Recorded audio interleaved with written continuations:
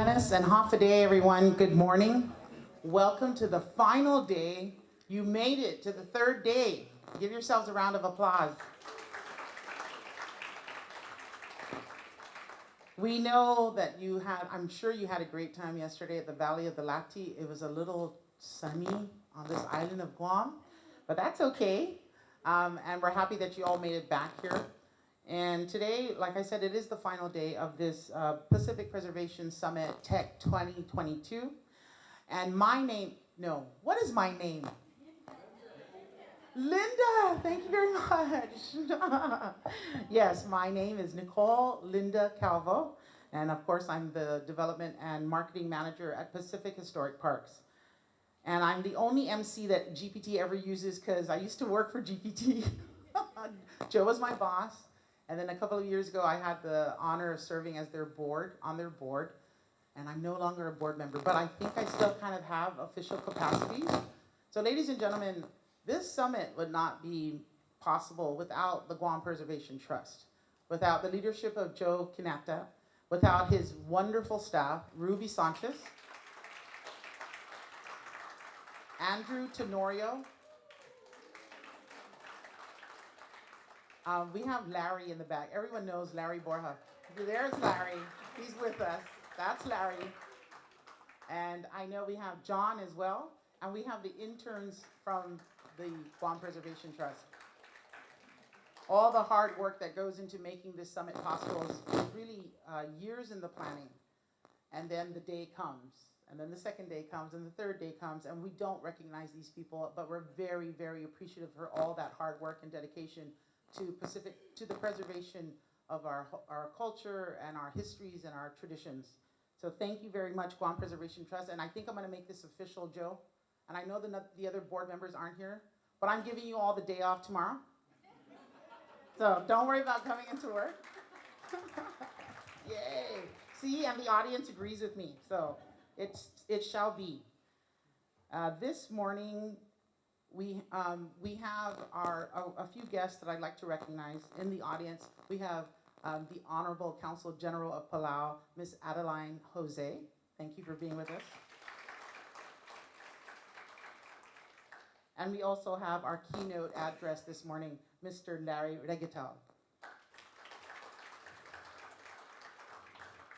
So in the last few days, we embraced the summit's theme of technology, empowering cultural heritage. Today, we will continue to explore this theme through a site visit to the TASA Canoe Hut at the Paseo de Susana. There you will view demonstrations by preservation practitioners who have mastered voyaging and navigation techniques to keep their seafaring traditions alive. It gives me great pleasure to welcome to the podium Ms. Adelina K, the Consul General of the Palawan Consulate in Guam, as she gives her welcoming remarks to all of us this morning. Consul General.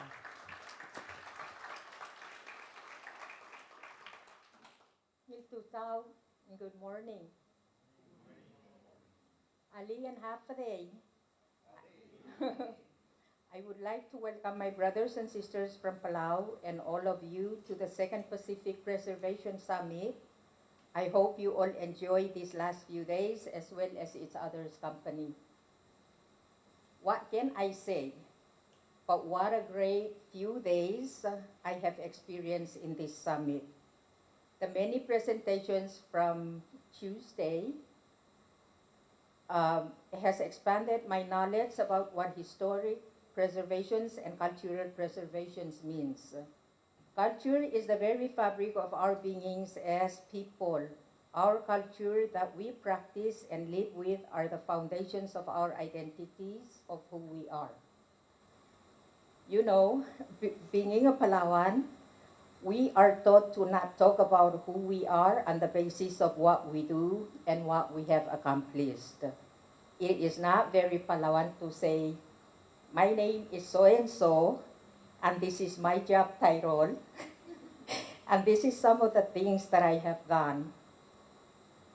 This is one of the essence of being a Palawan, that you should already know who it is that you're talking to or who you are asking information from. Usually, when a Palawan is seeking information from someone else, it means that they already know who is this person and their place in the Palawan community. They need no introduction, or they do not need to establish themselves. Or like when we introduce ourselves, we would say our name is so-and-so, because our names give away who we are. For example, my Palawan name will give away who is my father and what village I came from. Therefore, all that information is processed, and the audience or whoever I'm speaking to will know where I am placed in the Palawan community. This experience has taught me that preserving and protecting our culture is significant in ensuring that our identities remain intact, that we become members of the greater community with a cultural heritage, and that we can grow from.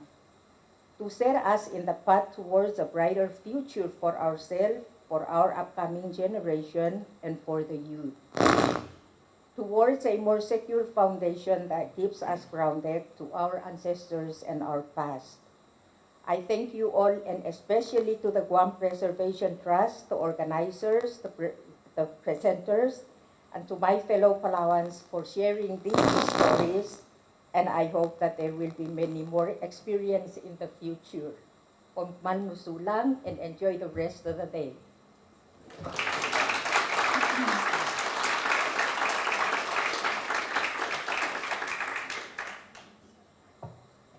Our final keynote speaker for today, for the tech conference, Mr. Larry Regetau from Lamatrek Island, is the co-founder of Awege, a nonprofit organization in Yap State, Federal States of Micronesia, that works with communities to promote the cultural heritage of the Raigetal indigenous people in the Central Caroline Islands. Forgive me if I mispronounce.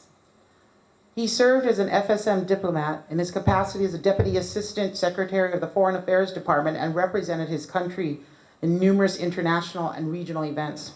His Western accomplishments include an Oxford University graduate degree in international relations and a Bachelor of Science degree in psychology from the University of San Francisco. In 2018, Palau Raigetal has worked closely with Traditions Affirming Our Seafaring Ancestry Incorporated members and community partners to provide training and instruction on traditional voyaging techniques and celestial navigation, and has shared and taught the value of a secret, sacred knowledge system of the voyaging traditions of our great navigators of Micronesia. Furthermore, he also currently serves as a professor at the University of Guam as the instructor for the traditional navigation course. Ladies and gentlemen, please help me in giving a warm Hafa welcome to Mr. Larry Regetau.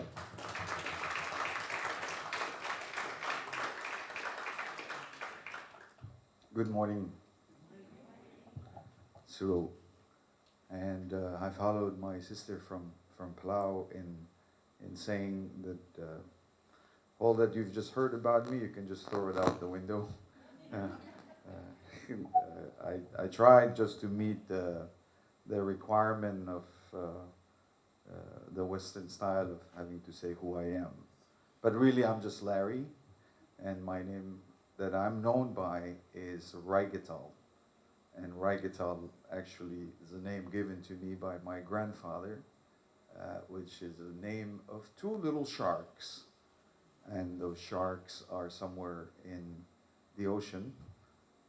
I know the stars, where to find them, although I have yet to find them. But having said that, let me first take the opportunity to thank Joe Kinata and your staff for the opportunity to come here and share stories with all of you. And to all of you who have traveled from afar and who are from here in coming to attend this 3-day summit that has been ongoing. I know that a lot of the discussions and a lot of the sharing of information has been quite enriching for most of us. But as a traditional navigator, and before I go on, let me pay some respect to ancestors of this land of which we live. Mind you, we just came yesterday. 4,000 years ago, people traveled some very challenging voyages and settled the Marianas. Those were the bravest and greatest navigators that I must pay respect to every time and all the time when we have this kind of gathering on a sacred land and a space that was made possible only because of those people. We used to have about 18 different schools of navigation all across Micronesia. And I believe, if I'm not mistaken, at least for us in the Central Caroline, we are left with two. That being Wiriang, which I belong to, and Fanur. But I believe some of those greatest schools of the Kana, the Manafod, from Palau all the way out to Pagan and Mauk and Saipan, Tinian, Guam, and all the way east to the Marshalls in Kiribati. So please allow me first to do the traditional protocol of honoring those who came before us.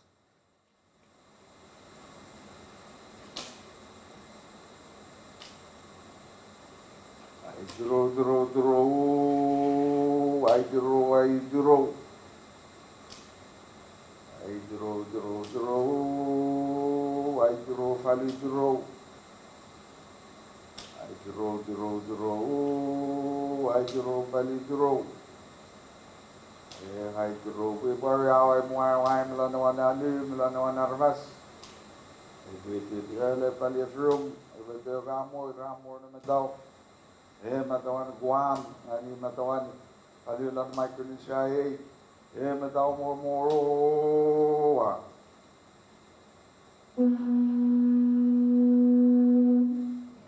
That was a chant that we do as navigators. We call it Tirun Fanai. What it means is to pay respect to the mast.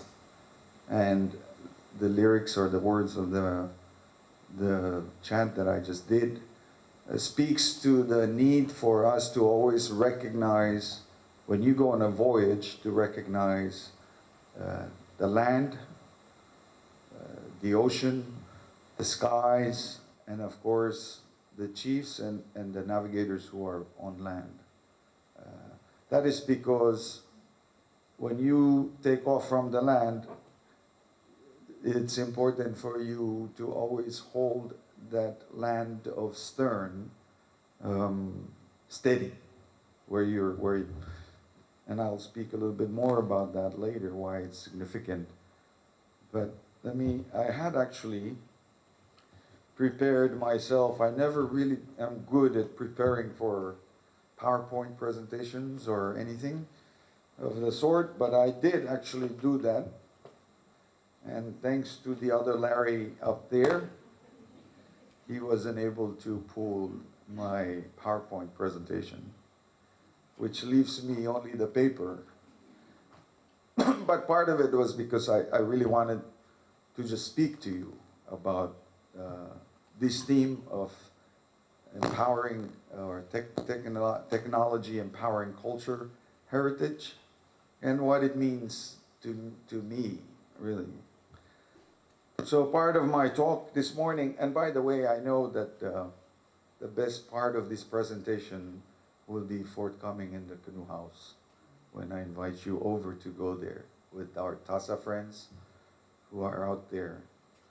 And I also must thank Joe Kinata for starting early, because I was threatening this next 45 minutes, going to be quite long, but I will talk a little bit about my own perception of how I would define technology vis-a-vis culture. And then I'll try and explain a little bit to you about the Micronesian traditional seafaring. And when I say Micronesia, it's an inclusive term, because I know these are words, these are labels given to us from outsiders who came here only 200 or 500 years ago. But really, more than that, 4,000 years ago, people settled these lands. But nevertheless, Micronesia is an inclusive term. region from all of Marianas to Palau and all the way east to the Marshalls and perhaps Nauru and Kiribati. And then I would like to also maybe talk about some of the seafaring practices or traditions of seafaring and the significance of memory. I wanna kind of like focus on the idea of memory so that you could get a better grip and understanding a little bit of what it is that we do as traditional navigators. I will also talk briefly about the local science to canoes, the canoe culture, and navigation of wayfinding. And then I'll wrap up about our own effort of what we're doing, including reviving, in some cases, our seafaring culture and adapting to technology and the new wave of technology that is coming to us, right? I think that with all of that, it should take us for the next 45 minutes before we go out to the canoe house. So as I found the definition, and I'll just read it out loud, the definition of technology from Webster's, or it's an application of scientific knowledge for practical purposes, especially in industry. It's advances in computer technology, and it will reduce the industry's ability to spend money on new technology, right?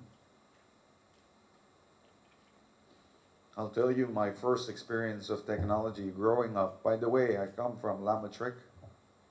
For those of you who are wondering where that is, it's about 500 miles southeast of Guam. It's an island that is about 0.5 square miles, so you can imagine if you're standing on one end, you can identify who's on the other end, right? The highest point of that island is about 6 feet, so that's just like looking out. And in fact, it helps some ways when we carve our canoes. And the reason is because our canoe houses are always facing the ocean. So when we carve those canoes, our natural level is the horizon. So when we're carving canoes, if you want to make sure the canoe is level, then look against the background of the ocean. So maybe it helps that we're only 6 feet above sea level and we're not on some mountainous islands, because we could use our ocean to tell us whether our canoe is level. Lamatric has a population of, when I was growing up there, roughly 200 some people. So like you can identify people from one end. You can also name everybody, and everybody knows who you are. Your business is everybody's business on that island. There were about 28 households when I was there. I grew up for the first 14, 15 years of my life on that island. And so I remember my first exposure to technology as I see it. And it came in a form of a bicycle. And that bicycle belonged to someone else. The only teacher on that island decided to buy his son a bicycle.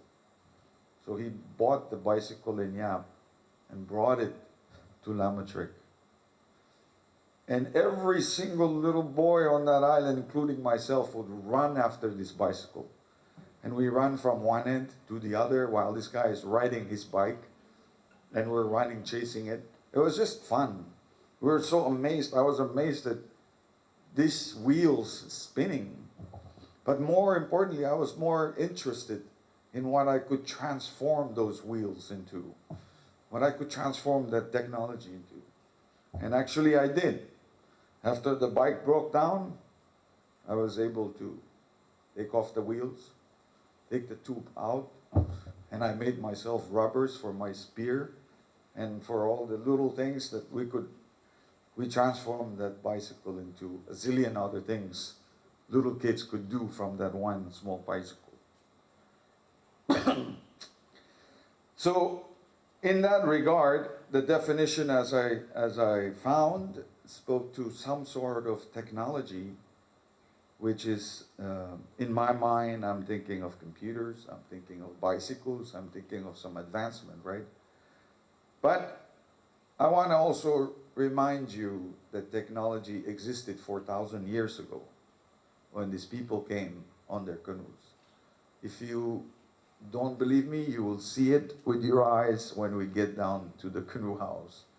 You will see the magnificent, majestic Sakman proas that are built and designed by our ancestors. I think that when I was learning canoe carving, I came to my mind, I finally realized how genius our ancestors were in designing those proas. It was not a mistake that people like Magellan or his people recorded the Chamorro canoes as flying proas. They were indeed flying. His ship was coming, but he saw all these canoes that were just like encircling him. And that design, it remains until today. There were also, like navigation, a whole bunch of school of canoe carving. For us in the Central Caroline on Lamatrick, we have 5 left. I belong to one where I was initiated as a master canoe carver under the school of Tanigich. Tanigich stands for the line of the rats. Why they call us the line of the rats, don't ask me, but I think we're a little bit sneaky on the lines on how we carve our canoes. But what I want to just kind of like emphasize here is that technology existed even with us from 4,000 years ago. We're advancing in other forms of technology, which is great. But our own technology that exists in the canoe culture, whether it's canoe carving, canoe house building, or any other navigation, those were all the incredible technologies that even today remains sort of like a big puzzle to the outside world. How are these folks able to do stuff like this? By eyeballing, by seeing the stars, by navigating by waves, and etc. On the traditional seafaring culture that we have, and as I know it, we say that to aspire to become a navigator, you have to learn at least 9 other sacred skills that are part and parcel of this system. So I like to call it, instead of a traditional navigation, or it's a system that comprises of all this sacred knowledge, right? If you, and I had this on my PowerPoint, but if you envision a canoe like that, right? This is how basically a top view of our Micronesian proas would look like. That's the outrigger, that's the main canoe, and an extension protruding out opposite of that is the epet, we call it. It's another platform. On this part of the canoe, the outrigger, the float, 3 individuals sit there. Now, when I say sit there, they don't physically sit there, but imagine that there are 3 skills. That's their position. And those individuals out on the tam, master canoe carver, the local engineer, who's a master canoe house builder, and the wise man. These 3 sets of sacred knowledge stays there. On the opposite, protruding out of there, are the spiritual folks. We call them the people who talk to the spirits, right? Which includes healers. The masseuse is also another person. And the leader being the chief. Right? So Taoyadus, all of these individuals, we have names labeled. And of course, this being the highest platform, highest part on this canoe, the woman. That's her place. Because every time I'm on my canoe and I have a woman, my sister or somebody else, she elevates up to this platform, we attach a housing to it.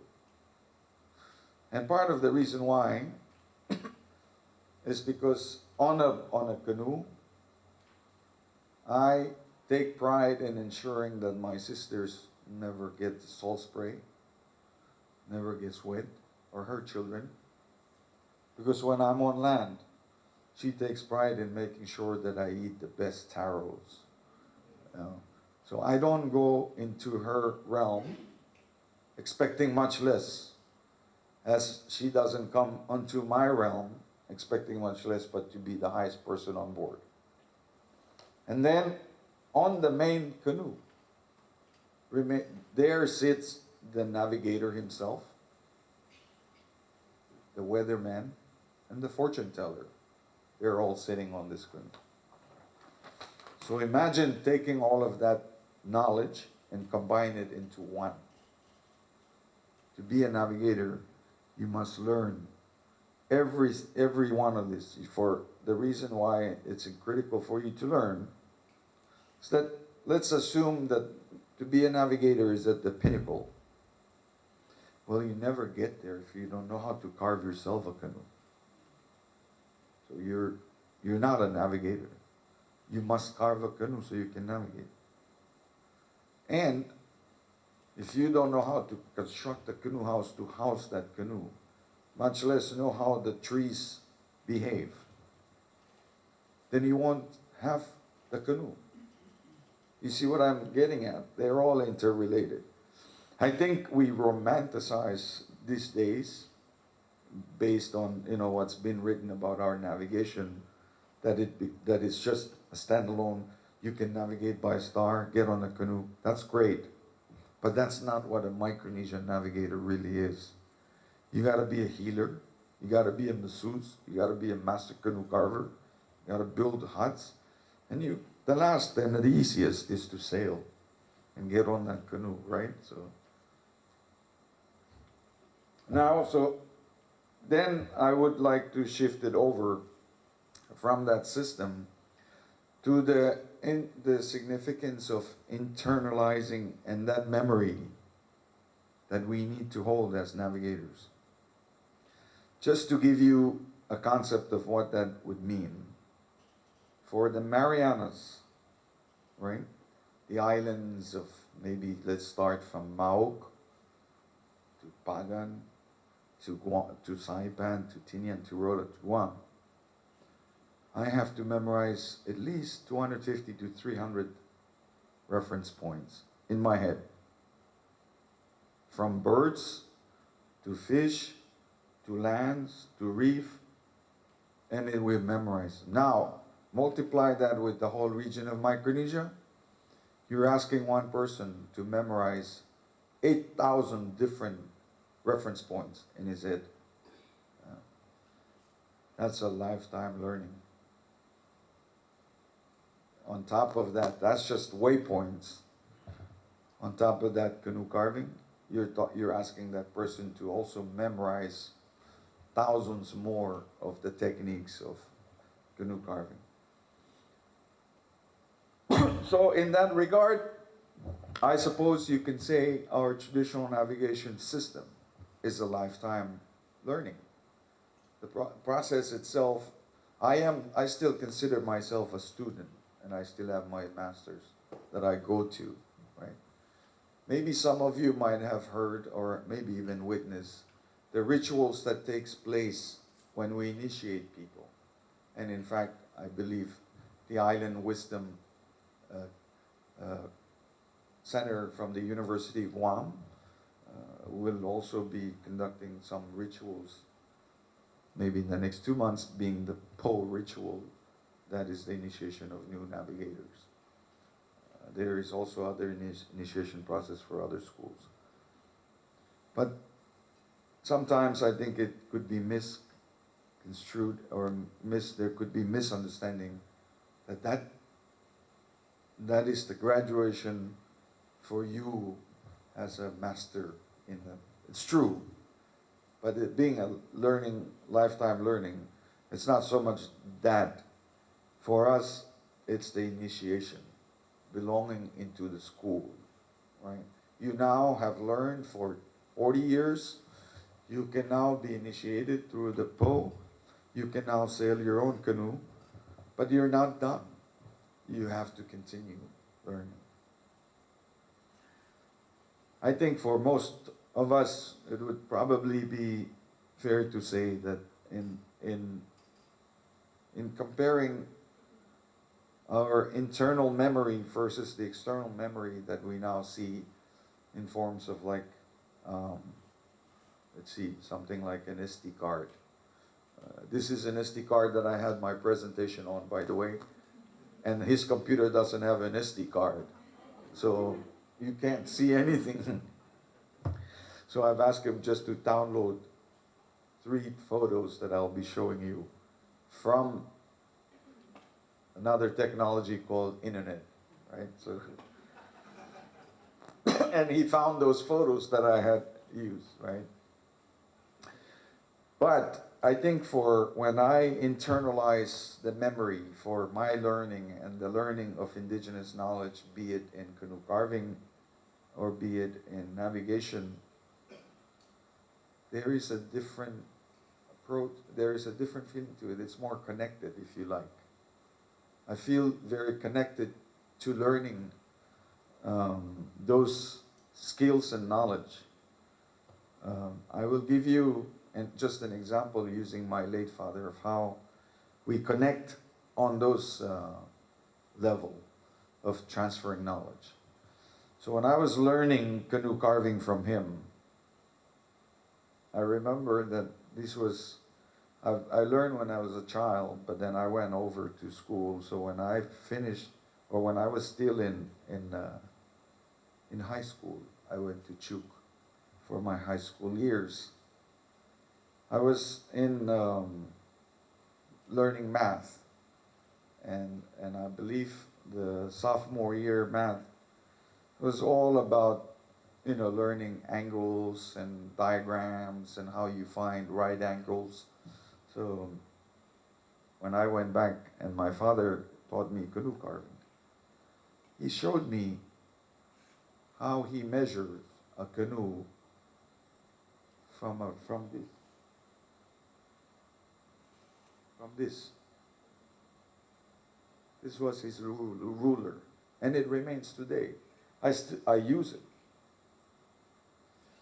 And it goes from our Tanrich School of the Rats, or the line of the rats.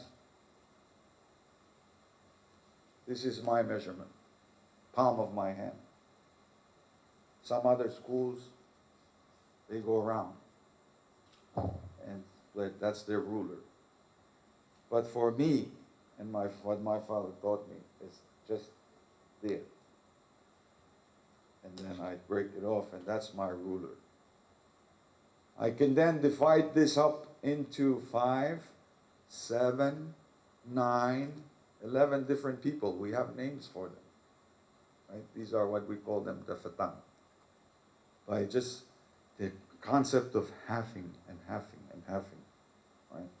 You have to remember that in most of this learning, our ruler that we transform onto that with all these different points is based on the idea of centering.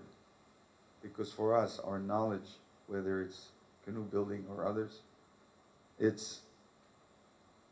we call it the luh. And the luh is right here, center of your chest. Or the luh is the middle beam on the canoe house. Or the luh is at the very bottom of that canoe where it's half. And from there, it builds out, right? So when my father was using this to draw to pinpoint points on one end and go and point to the other end, that's using the same marker or same person, and he draws the line. In my head, I'm calculating using what I learned from high school. And I'm telling my father, like, hey, I know another way. He's like, do it. I'll do mine. In the end, we reached the same conclusion. And my father was fascinated. It's like, oh, you're very smart now. You can do this. How did you do it? And I told him, well, there is a formula. And also with that formula, you can use this calculator. And it gives you the angles that you're looking for. And my father was very pleased. He's like, okay, well, that's good. But what happens if that calculator breaks? I'm like, I don't know, but I'll find something. Conversation carried on, and eventually my father was able to convince me that this is personal. This, you can come up with it many times more. There's a lot of coconut trees. Not only that, he used the example of me sailing from point A, island A, to island B, to island C. For me to go to island C, I stop on island B. And I'm telling my father, trying to convince him, but what's the use? I can shortcut and go A to C. And my father said to me, yes, you can. But in shortcutting, you're going to miss what's on B. And I'm like, but is it essential? There is a reason for it. Because now I think about it. Our kids, they pick up a calculator, computer, they punch the formula in, they reach the conclusion. The question should be, do they know what happens in between A and C? I bet you not many of them know. Unless you study the computer to know that the language of a computer is made up of nothing but zeros and ones, right? That creates all the language of that key that makes up all those things. But long story short, this is the significance of our internalizing memory space and using some of the materials we have.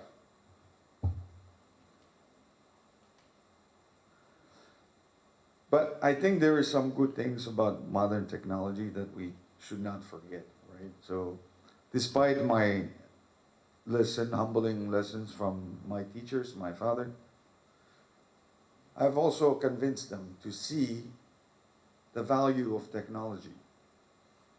And I will tell you another funny story of technology, because I think that it's really fitting for us to look at technology as, and I think was pointed out by some of the messages, rather than an enemy, a powerful tool that we can use to support our effort.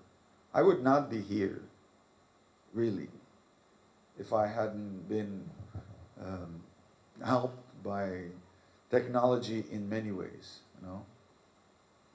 I recognize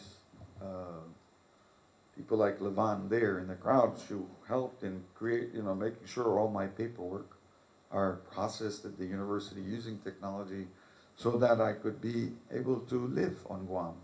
I actually got stranded here because of COVID, and I couldn't go back to Yap because borders was closed. But I've made use of the opportunity to work with our brothers and sisters here, TASA, TASI, in helping them with the reviving canoe culture. But the point I'm trying to get to is that had it not been of technology, some of what we know and our indigenous knowledge would be forever lost. And I know that when I was talking with my elders, let me put it this way, you must also know that those sacred knowledge that I spoke of, they're normally in a traditional Chamorro Carolinian setting. They're exclusive. These were clubs, exclusive clubs, right? They were not to be just given out freely. It belongs to a family, it belongs to clan, and it belongs to the deity, the gods that provided that knowledge to us, right? To learn it, you're going to have to go through certain protocols. But when I talk with my elders and I said, your own son is not interested in it. Your own nephew is no longer interested in it. At least not now. He's more interested in iPad. You have a good chance of dying with that information. Right? Someone said that if you want to find the richest place in Micronesia, dig 6 feet under. You'll find them. All that knowledge is there. And I convinced my elders that worked with me to share those as I do. Because I'd much rather that someone else learns it and keeps it and pass it on than for that knowledge to kind of fade away on the horizon. Maybe that's the other way of thinking about it. The older way is to let it go to where it belongs, to the ancestral past. But why, when we have SD cards, we have computer now, we could document stuff, we could support our own effort to preserve our cultures and to preserve our traditions by using these technologies that are helpful to us, right? There is ongoing effort now with the University of Guam through the Island Wisdom Center. And that center is now moving. I know that it's difficult for an institution of higher learning such as UOG to kind of step outside of the box sometimes, because the curriculum and the criteria and the WASP and whoever is accrediting those institutions have requirements. And those requirements have not yet put in indigenous knowledge holders as masters in their own rights to teach. So I applaud the University of Guam for thinking now about that and having to incorporate a new concept that in university that is locally driven. My hope is for the island of Guam and the entire region of Micronesia to tap the wealth of knowledge that we have. I think we're on the verge of losing them, but we still have a couple of them. To bring them and teach. Long before Magellan landed on Guam, I tell you, the teachers, they were in the canoe houses or in the women's houses. But for us boys, the canoe house was our classroom. This was our learning facility. And our classroom was not just the canoe house by itself. Our classroom went beyond that. And in seafaring, we still do. Our classroom was in the ocean. Our classroom was the whole universe. Our classroom was the trees, the fish, everything else. These were all learning stuff, right?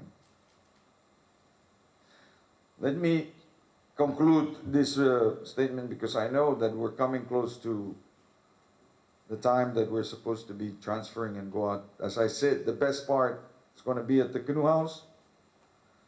But let me show you those two pictures that the other Larry, or three, was able to pull off from my presentation.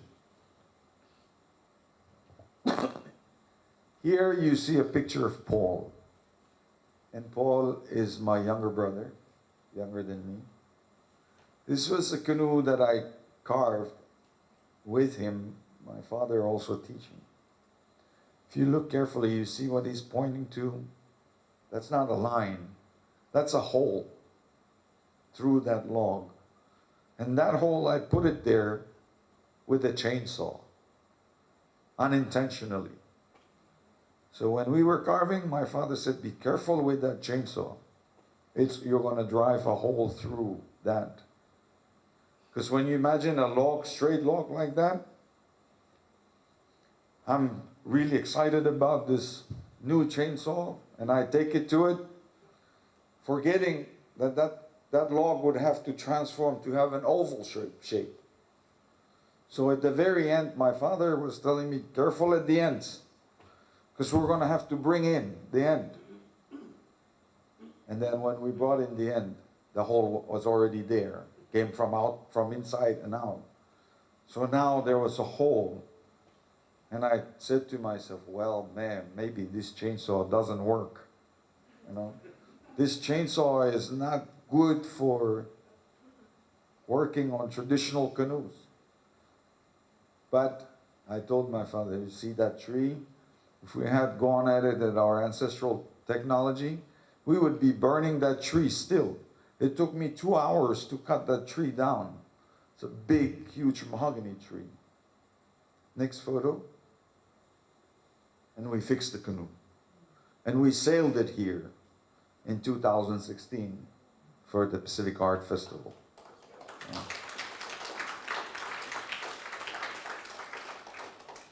And so this canoe, when we finally put it together, the indigenous knowledge of plugging up that hole worked very well.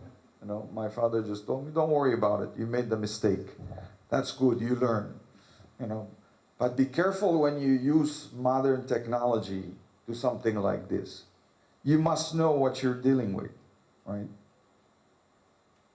So eventually I learned that lesson, that if I'm using a modern technology to carve a canoe, I better know how the backup plan. Imagine young people I'm teaching going out on a canoe to sail somewhere to Saipan and pulling out a GPS and using that. Imagine that GPS falling inside the canoe and everything, the battery is dead. That's another whole story, wherever that person will end up. But the idea is that if you memorize it in your head, you're okay. I don't discourage my students and my apprentices from using technology to the advantage. But they've got to make sure that they have plan B. And that plan B for me is that I know the indigenous solutions of wayfinding, of canoe carving, because that's the way it needs to be done, right? The third photo, this is Anavuru. It's a canoe. This canoe is a fiberglass canoe modeled after the Sakmans, our own Sakmans, our Micronesian proas, built by a German guy. The thing about his designs was that his measurement perhaps was using some different form. He wasn't using this. If he had used this, it would tell him that everything that our ancestors designed on our canoe is all relative. Size, proportionate, length, proportionate, everything, right? But he took our technology and converted into his and come out with this, right? If you look carefully, I was actually on that canoe. That's me on the side.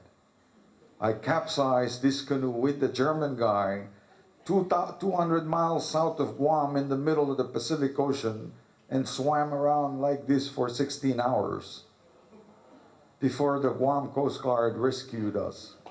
And I'm grateful that we were rescued because he had an e-burp that when he pressed the button, it signals the emergency to the rescue team here and everywhere in Germany and in DC that there was a distress signal giving off, right? I put him, he's the one with the white beard, he's in that dinghy boat there. But me and my apprentice are the two standing on the side, right? But, you know, thanks to him, he had the in-reach e-perp that we signal off, right? So the Coast Guard picked up the signal. And the German place was contacted and they picked up the signal. So we got the message back because his inReach can communicate. Now, the interesting part comes. Technology had him wear glasses. His glasses went into the depth of the Marianas Trench. He couldn't see anything on his e-perp. And it was all written in German language. So I couldn't read it. Yeah. So we're faced with a dilemma here, like, okay, Mr. Borgard, there's something coming back. I'm sure it's acknowledging, but it's in German. And so let's improvise. I told Isaiah, go in under the canoe and find my bag. There's some pencils there. Markers, take out. He dove under that, took it out, said, write whatever is on that thing on the side of that boat. So the German guy is sitting and looking at the writing, German writing on the side of his boat, and able to tell me what the messages were. So we capsized this canoe, 6 o'clock or 5:30 in the morning, and I fiddled and fiddled around with this technology until about 1 p.m. for me to finally figure out how it works. So when I figured out, I was able to communicate with Guam Coast Guard. And they were repeatedly checking on us. I said, we're fine. But as soon as I figured that out, I told Isaiah, go back in, find that other bag that I have. If you open it, there is a bottle of Absolute vodka in there. You know?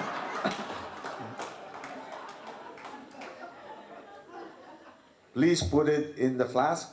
We'll hide it from this old man. And so you see there's some white thing on that side. That's a container of water that we had lashed and let it float around. We fed Mr. Borgard water every 30 minutes. But Isaiah and I were really partying down the whole time with the long bottle of Absolute vodka. And we survived. 10 o'clock or 11 o'clock midnight, we were picked up and came back to Guam. So I guess the moral of the story is, yes, we could advance technology, but we better be sure that we know what we're dealing with. And likewise, technology, if it's going to be modified to our technology, we're using Western like this, then it better take into account our own engineering designs. Because if this canoe had not have a relative short arm versus the length of it, it would be harder for it to capsize. If this canoe had a mast that was removable instead of being bolted, perhaps we could still flip it back up, because our Micronesian canoes are designed so that even if it capsizes, we can ride it and we could still voyage. So both Isaiah and I, while standing around or swimming around this canoe, we tried to figure out how we could remove the mast, but it was impossible. It's bolted. So just, I guess in that regard, we need to know those things. The canoe actually washed up in the Philippines. A couple months later, pieces. They might have found bottles of Absolute vodka in there, but, So thank you all very much for the opportunity to talk. So,